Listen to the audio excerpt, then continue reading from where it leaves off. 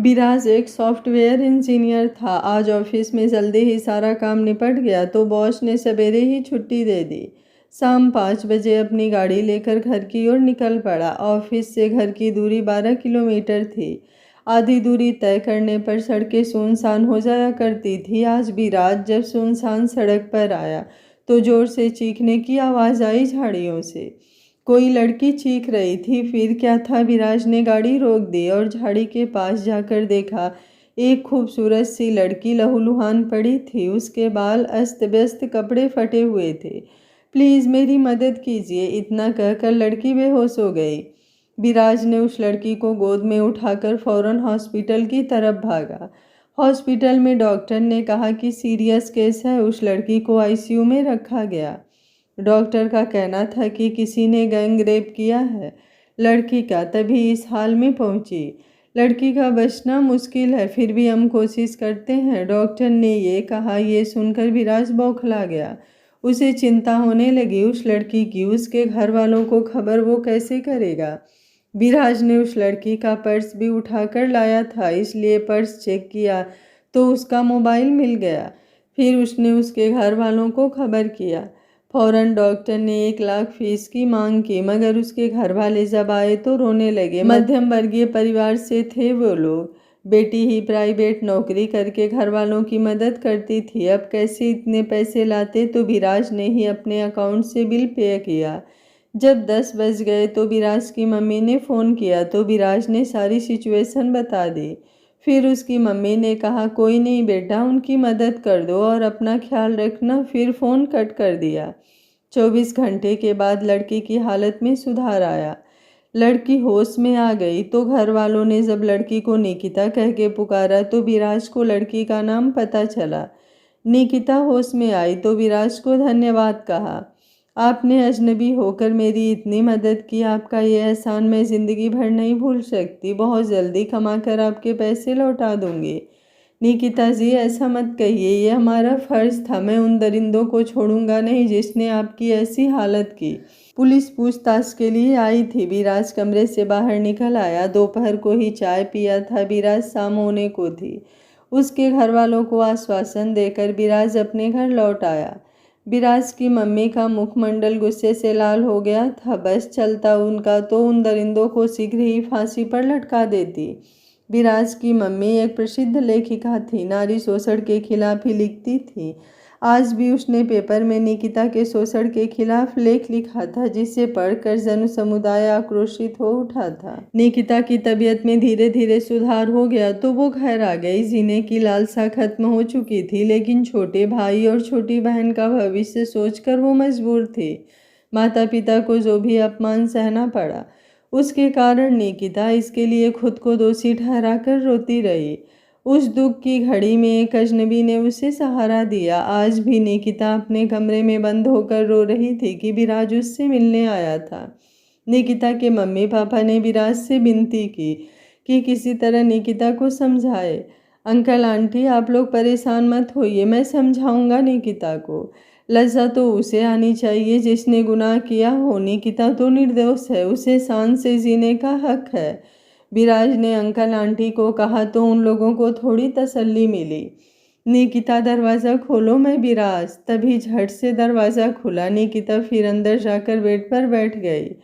निकिता, तुम्हारे साथ जो कुछ भी हुआ है उसका सबक लो, हार मत मानो। क्योंकि गुनाह तुमने किया ही नहीं तो फिर डरना क्यों। जिसने ये गुनाह किया है, रोना तो उसे चाहिए। उठो निकिता, सामना करो दुनिया का। कमज़ोर मत बनो, दुर्गा बनो। तुम अपनी मदद खुद कर सकती हो। विराज ने निकिता को ललकारा। निकिता को फिर से जोश आया। उसने मन ही मन सोचा कि मैं उस दरिंदे को छोड़ूंगी नहीं, उसे सलाखों के पीछे पहुंचाकर ही दम लूंगी। निकिता ने विराज की तरफ देखा। रोई रोई आंखें, जिससे बदले की आग और जमाने की लड़ने की शक्ति विराज को दिखाई दी। निकिता, हर कदम पर मैं तेरे साथ हूँ। मुझसे जो भी बन पड़ेगा मैं मदद करूँगा। अगर तुम बुरा ना मानो तो क्या मेरी दोस्त बन सकती हो। विराज ने निकिता की तरफ देखते हुए अपना हाथ उसकी तरफ बढ़ा दिया। निकिता ने कुछ सोचते हुए अपना हाथ विराज के हाथ पर रख दिया। विराज ने निकिता की आंखों में आए आंसू पोंछ डाले तो निकिता ने मुस्कुरा दिया। ये हुई ना बात मेरी प्यारी दोस्त, आज के बाद कभी रोना नहीं, विराज ने कहा। निकिता की मम्मी ने विराज के लिए चाय लाकर उसके हाथ में पकड़ा दिया। आंटी, चाय बहुत अच्छी बनी है, मुस्कुराकर तारीफ किया विराज ने। फिर अंकल से केस के सिलसिले में बात करके विराज घर चला गया। निकिता को विराज अपना सा लगा। उसकी बातों से उसके अंदर हालात का सामना करने की हिम्मत आई। किसी तरह 1 महीना गुजर गया। विराज के कहने पर निकिता ने फिर से नौकरी कर ली।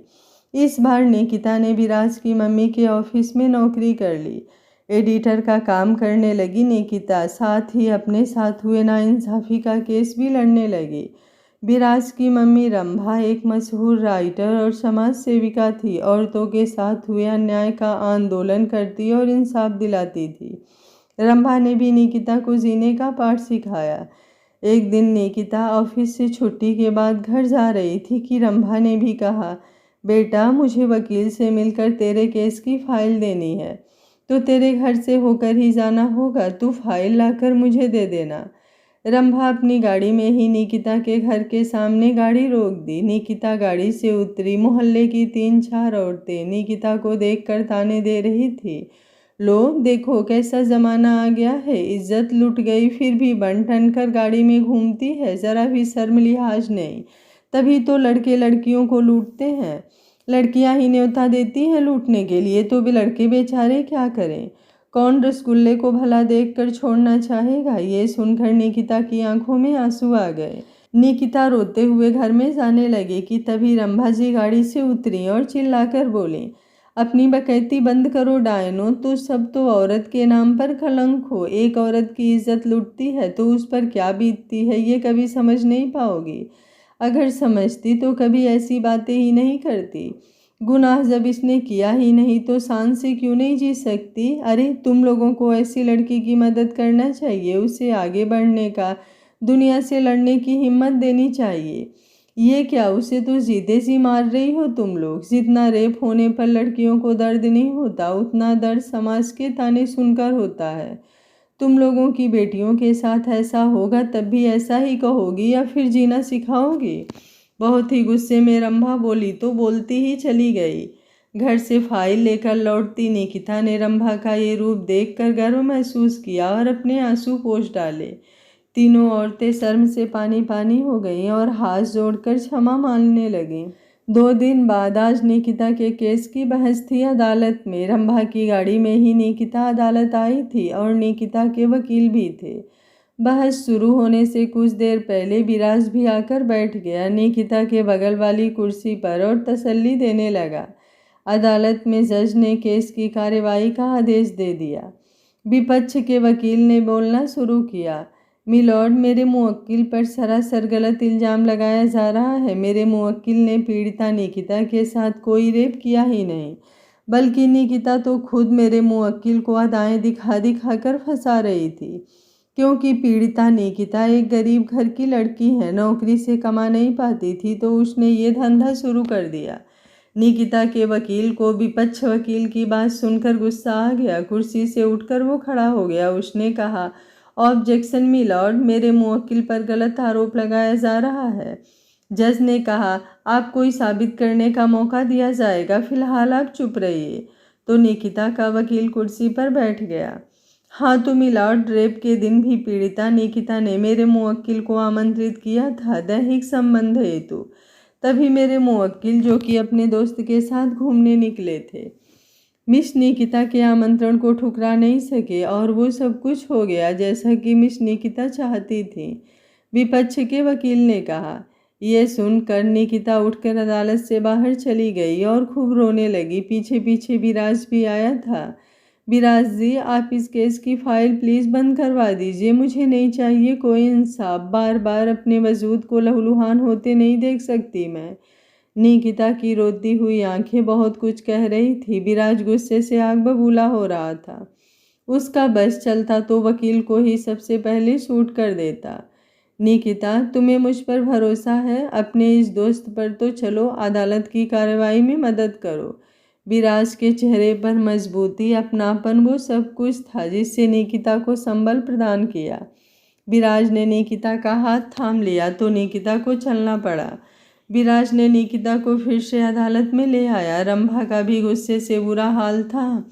मिलॉर्ड, मिस निकिता के साथ कोई रेप हुआ ही नहीं। जो भी हुआ उनकी मर्जी से हुआ है और मेरे मुवक्किल ने निकिता को उसके एवज में 2 लाख रुपए भी दिया था। मिस निकिता ने ही मांग की थी इतने रुपए की। इसलिए मैं साफ साफ कहना चाहूँगा कि मेरा मुवक्किल निर्दोष है, उसे रिहा किया जाए। दैट्स ऑल योर ऑनर, विपक्ष के वकील ने जज की तरफ देखकर कहा और अपनी बात खत्म करके कुर्सी पर बैठ गया। निकिता के वकील ने बोलना शुरू किया। मिलॉर्ड, मेरी मुवक्किल एक सेल्समैन की जॉब करती थी, इसलिए उसका लगातार आना जाना लगा रहता था। ये 3 लड़के राकेश, विमल और सोहन अक्सर मेरी मुवक्किल को छेड़ते थे।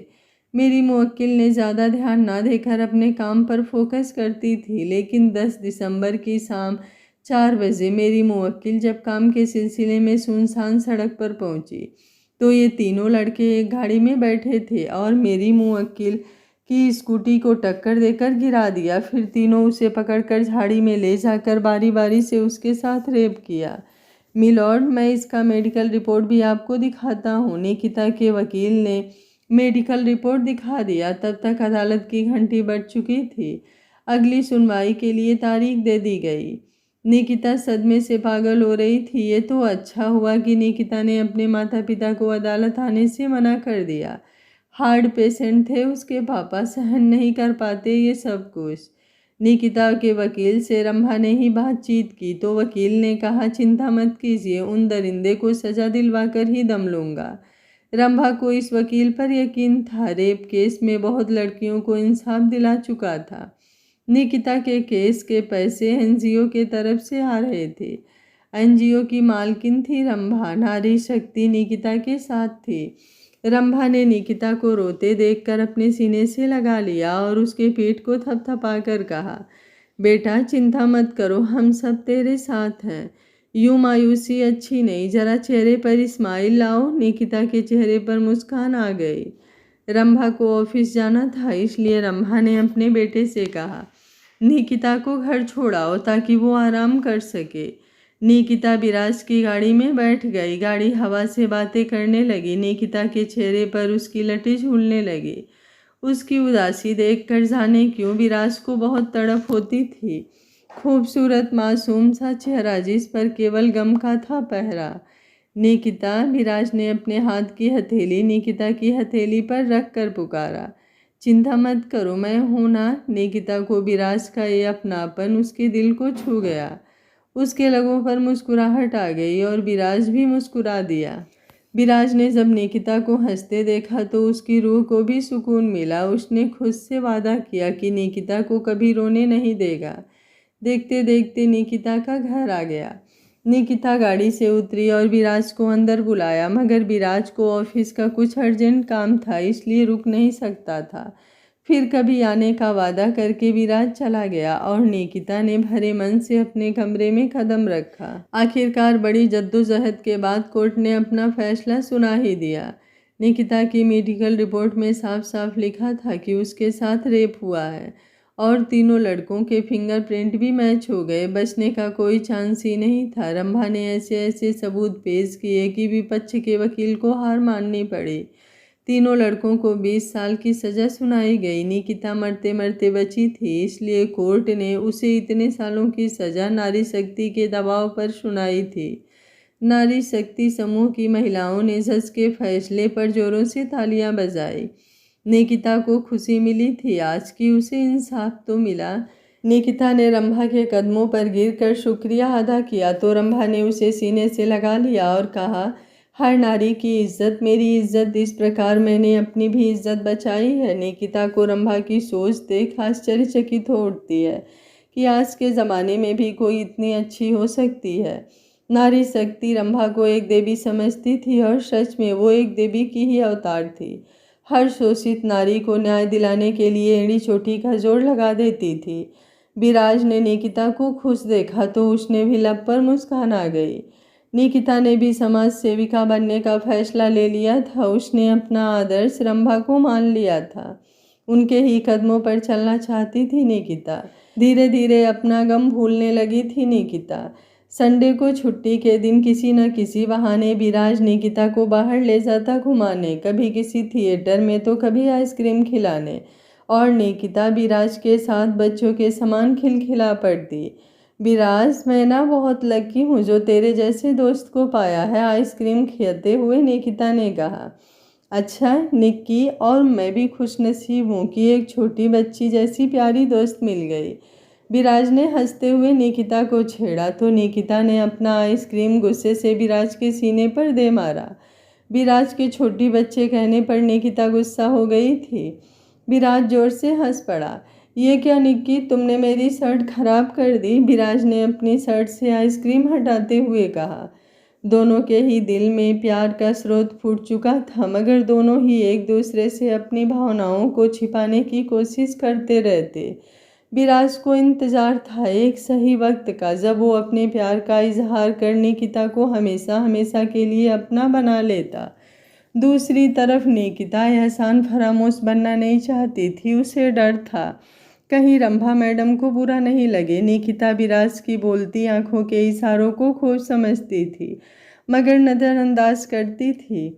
निकिता के मम्मी पापा को अपनी बेटी की शादी की फिक्र थी। निकिता के साथ हुए हादसों को 6 महीने गुजर चुके थे। निकिता के मामा जी ने जब निकिता का रिश्ता लगाया तो निकिता इनकार नहीं कर सकी। लड़के वाले निकिता को देखने आए थे, पसंद दोनों तरफ से हो गया। फिर मंगनी का डेट रखा गया। निकिता का दिल अंदर से रोने लगा था, मगर वो बर्दाश्त किसी तरह से कर रही थी। 3-4 दिनों से जब विराज ने देखा कि निकिता फ़ोन नहीं कर रही, ना ही मैसेज का जवाब दे रही है, तो विराज निकिता के घर पहुंच गया। उस समय निकिता घर में नहीं थी, शॉपिंग के लिए मार्केट गई थी, निकिता की मम्मी ने विराज से कहा। फिर खुशी खुशी जब निकिता की शादी पक्की होने की खबर सुनाई तो विराज का चेहरा लटक गया। खामोशी से चाय पीकर विराज फिर चला गया। निकिता के मम्मी पापा को विराज की चुप्पी से कुछ समझ नहीं आया।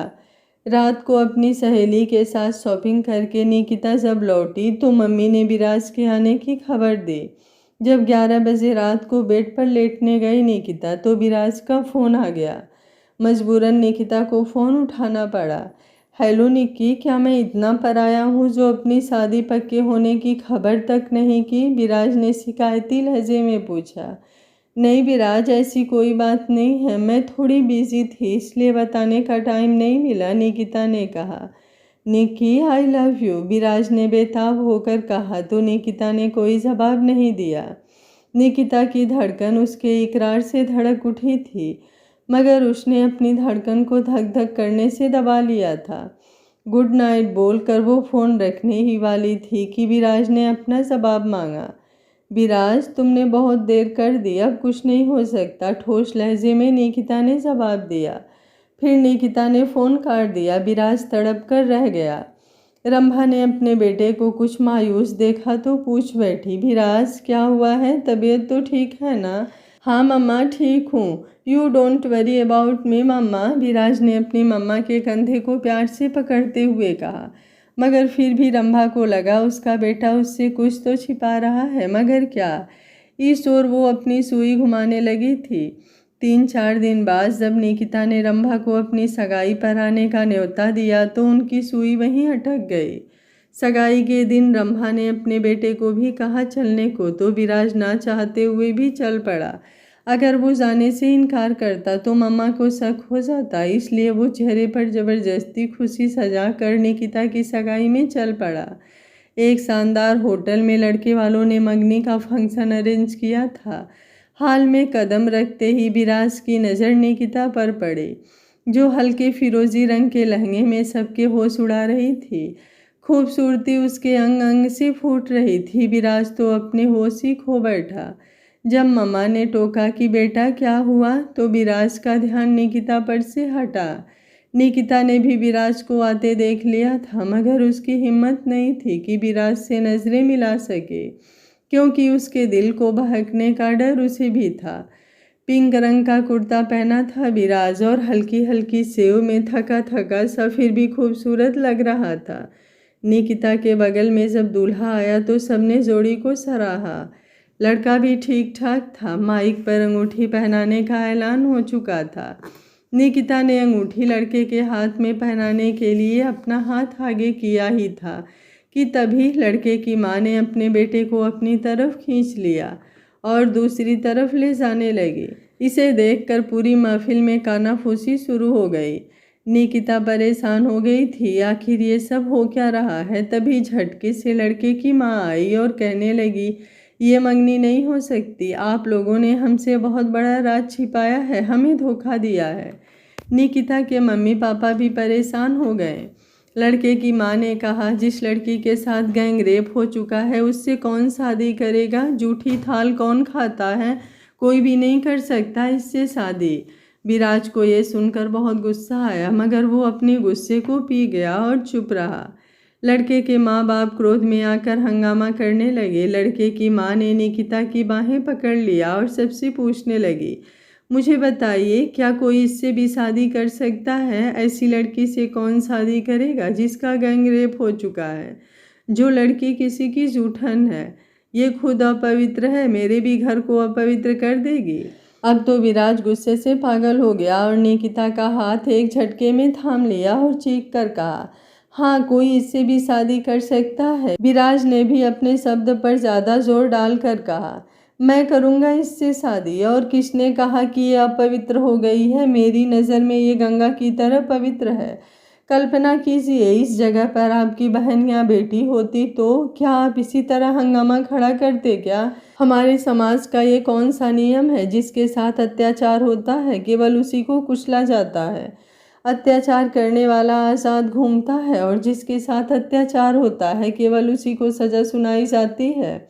इसके साथ जो भी हुआ है ज़बरदस्ती हुआ है, इसमें उसका कोई कसूर नहीं। अपने गम को भुलाकर ये जीना चाहती है तो इसका साथ दीजिए, इसके हौसले को बढ़ाइए, ना कि तोड़िए। इतना कहकर विराज ने निकिता की उंगली में अंगूठी पहना दिया, जो अंगूठी विराज ने निकिता के लिए बनवाया था। फिर निकिता ने भी विराज की उंगली में अंगूठी पहना दिया। विराज के स्वर की कठोरता और सच्चाई देखकर निकिता की आंखों में खुशी के आंसू आ गए।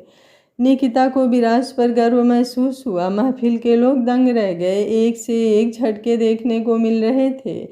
सभी महिलाएं रंभा का रिएक्शन देखना चाहती थी, लेकिन रंभा ने अपना चेहरा सपाट बनाए रखा था, किसी को कुछ पता नहीं चल रहा था। आई लव यू निकी, विराज ने चुपके से निकिता से कहा तो निकिता शर्मा गई।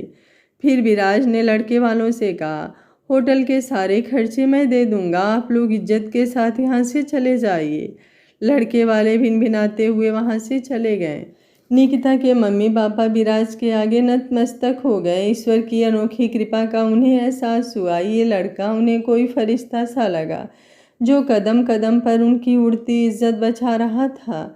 मंगनी की रस्म के बाद रंभा वहाँ से निकलकर अपनी कार की तरफ बढ़ गई। विराज ने माँ के चेहरे पर मायूसी देखी थी। विराज जब घर पहुँचा तो उसने मम्मा को बेड पर लेटे देखा। विराज अपनी माँ के करीब आया और पूछा, मम्मा क्या हुआ, आपकी तबीयत खराब है क्या? हाँ, खराब है मेरी तबीयत। जिसका बेटा अपनी ज़िंदगी का फैसला खुद ले ले, उस माँ की तबीयत ठीक कैसे हो सकती है? सॉरी मम्मा, मैं आपसे पूछ ना सका, हालात ही ऐसे बन गए और आप भी तो वहीं थी, आपने भी तो देखा था। मम्मा, मैं निकिता से बहुत प्यार करता हूँ, इसलिए शादी करने का फैसला ले लिया। शादी का फैसला ले लिया और मम्मा से पूछा तक नहीं। मम्मा, हालात ही ऐसे हो गए थे और आप भी तो वहाँ थी। प्लीज़ मम्मा, गुस्सा मत होइए, आप तो मेरी सब कुछ हो। अगर मैं तेरी सब कुछ हूँ बेटे तो ये मंगनी तोड़ दो, रंभा ने अटूट फैसला लेते हुए कहा। मगर मम्मा, मैं निकिता से प्यार करता हूँ, उसको नहीं छोड़ सकता हूँ। बेटा, फिर तुम अपनी माँ को छोड़ दो। नहीं मम्मा, मैं आप दोनों में से किसी को नहीं छोड़ सकता। मम्मा, आप तो अन्याय के खिलाफ लड़ती हो, कैसे इतना बदल गई? बेटा, तू भी तो बदल गया। कल तक मम्मा से पूछे बिना कोई भी फैसला नहीं लेता था और आज इतना बड़ा हो गया कि खुद ही शादी का फैसला ले लिया। रंभा ने बड़ी कठोरता के साथ कहा, मम्मा, आप समझने की कोशिश करो। क्या समझने की कोशिश करूं? तुम अभी और इसी वक्त मेरे घर से निकल जाओ। मम्मा, क्या ये आपका आखिरी फैसला है? विराज ने नम आंखों से पूछा। रंभा ने अपना चेहरा विराज की तरफ से घुमा लिया। फिर ठीक है मम्मा, मैं इस घर को छोड़कर जा रहा हूँ, लेकिन ये ज़रूर सोचना कि आपका बेटा गलत नहीं है। वो केवल सच का साथ दे रहा है। जो संस्कार आपने मुझे दिया है वही संस्कार बोल रहा है मुझ में। विराज ने अपनी माँ के पैर छूकर एक बार घर को प्यार भरी नज़रों से देखा, फिर बाहर की तरफ निकल गया। विराज के कमरे से निकलने के बाद रंभा फूट फूट कर रो पड़ी। विराज ने कुछ ही दिनों बाद एक बंगला खरीद लिया था। विराज को अपनी मम्मा पर बहुत गर्व था, लेकिन जब निकिता से शादी करने के लिए मना किया तो विराज को एहसास हुआ उसकी माँ भी एक साधारण माँ है, जो केवल अपना निजी ही सोचती है। समाज की सेविका कहने वाली इतनी मतलबी हो सकती है, विराज को हैरानी हुई। पर विराज अपनी माँ से बहुत मोहब्बत करता था, लेकिन सबसे पहले वो एक पुरुष था जो अपना पुरुषत्व को नष्ट होते नहीं देख सकता था। उसने निकिता को अपना सब कुछ मान लिया, उससे साथ निभाने का वादा किया सबके सामने। अब वो कैसे निकिता को छोड़ सकता था? अगर वो निकिता को छोड़ देता तो फिर रेपिस्ट और विराज में अंतर ही क्या रह जाता। इसलिए विराज ने निकिता को अपनाने का फैसला लिया, चाहे जैसे भी हालात हो जाएं। निकिता को जब ये पता चला कि रंभा जी ने विराज को घर से निकाल दिया तो उसे बहुत बुरा लगा। निकिता ने विराज को समझाया कि मुझे छोड़ दो आप, लेकिन अपनी माँ का साथ मत छोड़ो। आपकी मम्मा ने अकेले ही आपको पाला है। लेकिन विराज ने उसकी एक ना सुनी। उसने कहा, निकी, मैं धर्म से पीछे नहीं हट सकता। मम्मा हो या कोई और, मैं गलत का साथ कभी नहीं दे सकता, चाहे भले ही मम्मा से मुझे कितनी भी मोहब्बत हो। विराज की ठोस और सही दलीलों के आगे निकिता हार गई। कुछ ही दिनों बाद निकिता और विराज की शादी की डेट तय हुई। विराज ने अपने नए बंगले पर ही शादी का आयोजन रखा था। रंभा के जितने भी चाहने वाले थे सबको ये खबर मिल गई कि रंभा के बेटे ने अपनी मम्मा के खिलाफ जाकर निकिता का हाथ थामा है, तो सबको बहुत बुरा लगा। सभी महिलाएं नारी शक्ति संगठन की निकिता और विराज से नफरत करने लगी। जिस माँ ने पाला है एक लड़की के लिए, बेटे ने उसी माँ को छोड़ दिया।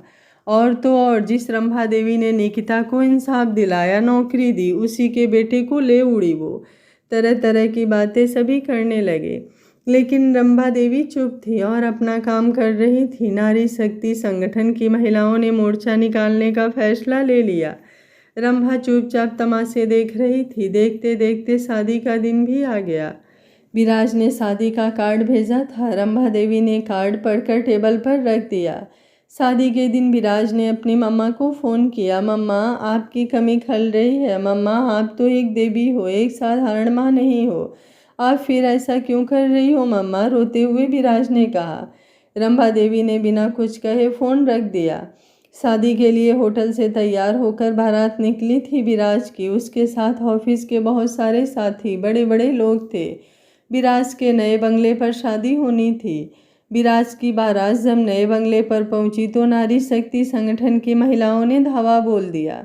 विराज को चारों तरफ से घेर लिया और नारे लगाने लगी। विराज ने किता, हाय हाय, रंभा देवी को इंसाफ दो। ये सब देखकर विराज चकरा गया। सबको समझाते समझाते विराज थक गया तो उसने सोचा पुलिस की मदद ले ली जाए। पुलिस को फ़ोन मिलाने ही वाला था विराज की, तभी सामने से मम्मा अपनी कार से उतरती दिखी। वहाँ बहुत भीड़ इकट्ठी हो गई थी। रंभा देवी ने हाथ में माइक ले लिया और सभा को संबोधित करते हुए कहा, आप लोग कृपया ये घेराव बंद कीजिए और ये मत समझिए कि मैं अपने बेटे से नाराज़ हूँ।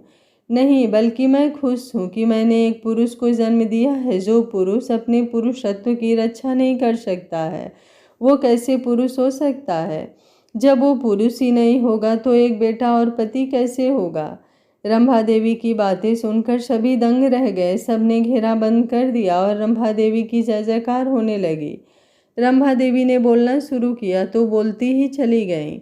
मैं अपने बेटे से कभी नाराज थी ही नहीं। मैं तो अपने बेटे की परीक्षा ले रही थी। क्या वो एक नारी की लाज बचाने लायक है? क्या वो मोहब्बत निभाने लायक है? और आज मैं खुश हूँ कि मेरा बेटा अपने बाप पर नहीं, अपने माँ पर गया है। बहनों, आज मैं इस सभा को अपनी कहानी सुनाती हूँ। मैं भी जब 23 साल की थी तो मुझे भी एक लड़के से प्यार हुआ था। फिर उस लड़के ने अपनी फैमिली के खिलाफ जाकर मुझसे शादी की। उसकी फैमिली को हमारा प्यार हमेशा खटकता था। क्योंकि उन लोगों को लगता था एक लड़की के लिए उसने अपनी फैमिली छोड़ दिया। उन लोगों के अहम को ठेस लगी थी। हमारे बीच उन लोगों ने दरार पैदा कर दिया। मैं उस समय प्रेग्नेंट थी। शादी को केवल 1 ही साल हुए थे। मेरे पति ने घर वालों के बहकावे में आकर मुझे छोड़ दिया था। मैं उस समय बहुत असहाय थी। कुछ दिनों तक रोती रही, फिर मैंने अपने बच्चे के लिए जीना शुरू कर दिया। मोहब्बत में जब कोई साथ छोड़ जाता है तो कितनी तकलीफ होती है, मैंने महसूस किया है। इसलिए मैंने कसम खाई थी कि मैं अपने बेटे को उचित संस्कार दूंगी, उसे एक अच्छा पुरुष बनाकर दुनिया को दिखलाऊंगी। आज आप लोगों के सामने मेरे बेटे ने एक उदाहरण प्रस्तुत किया है और मुझे संतोष है कि मैंने अपने माँ होने का कर्तव्य बखूबी निभाया है। विराज मम्मा की कहानी सुनकर दौड़ता हुआ अपनी माँ के पास गया और उसके पैरों पर गिर पड़ा। रंभा ने अपने बेटे को सीने से लगा लिया। सभा के सभी लोगों की आंखें नम हो गई और रंभा देवी और उसके बेटे पर सबको गर्व महसूस हुआ। निकिता भी दुल्हन के लिबास में बाहर आ गई थी। उसने भी सब सुन लिया था और रंभा देवी के पास आई। रंभा ने निकिता को दिल से लगा लिया। फिर बड़े शान के साथ दोनों की शादी संपन्न हुई। दूल्हा दुल्हन को कमरे में ले जाते समय निकिता के पैर के पास एक कॉकरोच आ गया, जिसे देखकर निकिता जोर से चिल्लाई और विराज के सीने से लग गई। तो विराज ने निकिता को गोद में उठा लिया, फिर कमरे में ले गया। पीछे से सबने जोरदार ठहाका लगाया। निकिता का चेहरा शर्म से लाल हो गया था। विराज ने चुपके से निकिता के कान में कहा, उम्र भर अब हम साथ रहेंगे। निकिता ने जवाब दिया, पिया लागी लगन बस तेरे नाम की। विराज को निकिता पर बहुत प्यार आया। आसमान साफ हो गया था, दुख के बादल छट गए थे, चाहत ने अंगड़ाई ली थी। आज विराज के साथ उसकी माँ भी थी, जिसने विराज की खुशियों को दोगुना कर दिया था। विराज भले ही निकिता के साथ आगे बढ़ रहा था, लेकिन उसके दिल में कसक थी उसके माँ के साथ ना होने की, क्योंकि उसे कभी नहीं लगता था कि उसकी माँ इस रिश्ते के लिए इनकार करेगी।